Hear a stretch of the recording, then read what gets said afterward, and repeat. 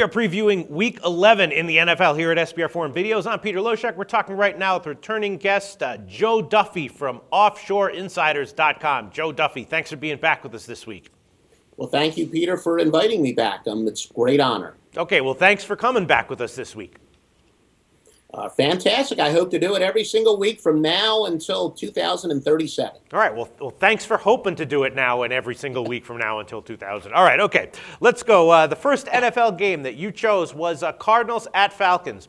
Kind of a tough game. I'm surprised that you chose this one, to be honest, because it's got a big line. You know, in general, those big NFL lines are kind of tough to handicap. And, you know, the Falcons, of course, undefeated. Now they are coming off their first loss. The Cardinals, a horrible NFL team, except they're off of a bye. So it looks to me like there's a lot of handicapping factors. They're kind of hard to suss out. The Falcons are a 10-point home favorite. Why'd you pick this game, and what do you like? Well, there's no question this is not the absolute perfect situation. Arizona has some scheduling dynamics going against them. They will be playing at 10 o'clock their time, their body time, and they will have to travel across 3 time zones. But the main reason that I definitely like this game is because it's a time-tested theory that I've used in every single sport, my bubble burst theory. The Falcons were undefeated. They're off of their first loss. Now they're playing against an inferior opponent. It's a non-divisional game for them. Now, granted, I realize if it's a non-divisional game for them, it's also a non-divisional game for Arizona. But Arizona has to turn their season around, so they're not going to be in any type of look-ahead situation. In the case of the Falcons, where they're looking at the big picture, they want to, of course, first of all, win the division, then get a bye in the first round, and ultimately win the Super Bowl. This is a non-divisional game squeezed in between 2 big divisional games, and they've been pretty fortunate this year. Their 4 home wins were by a combined 17 points. A lot of people think they're not nearly as good as the record. I don't think they're as overrated as some people think, but I also don't think that they are one of the top 2 teams in the NFL, and it's a tough spot for them. Now, I don't want to throw too many numbers at you. I know that people are going to get bored with it, but the statistic that I like to use the most on offense and defense, yards per rush, yards per pass, and yards per play, but most importantly, relative to what their opponents normally allow. And all those numbers say that Arizona, the double-digit underdog, has the superior defense. Arizona is getting their defense is allowing only 4.2 yards per rush against teams that normally get 4.5, 6.3 yards per pass to teams that normally get 6.7, and 5.3 yards per pass to teams normally getting 5.7. So they are better than average defensively, both against the run and against the pass. Conversely, Atlanta is below average defensively, where they're allowing teams that normally only get 7 yards per pass to get 7.3 and 4.9 yards per rush to teams that are normally only getting 4.2. So you have the better defense in a better spot, getting a ton of points. I've got to jump all over that.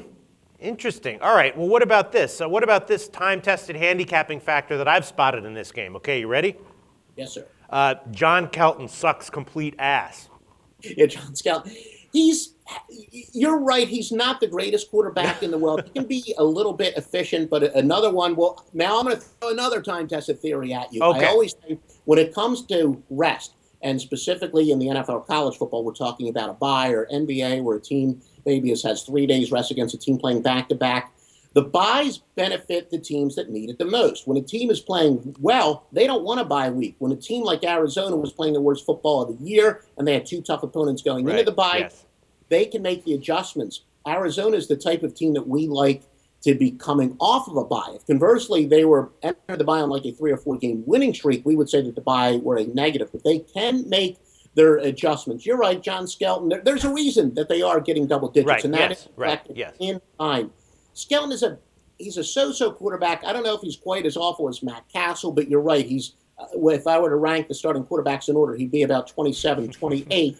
But he's getting a ton of points, and it is a very solid spot. And I like the fact that this sucky-ass quarterback, or whatever, however you refer to him, at least they are coming off of a bye. And in addition, Arizona admitted they're going to be more aggressive defensively. Whether or not that's going to pay off long-term remains to be seen, but short-term, a lot of what Atlanta has seen on the game films won't apply, because Arizona will have the element of surprise on defense. Also for totals bettors, another one of my golden rules, I'm going to use that term again, we've always said that totals are more about betting pace, not so much the offensive and defensive competency of each team. So even if Arizona's defense playing more aggressive pays off, it'll probably mean more possessions for each team, which means the over to be a good play, even if Arizona actually plays better defense this weekend. Wow.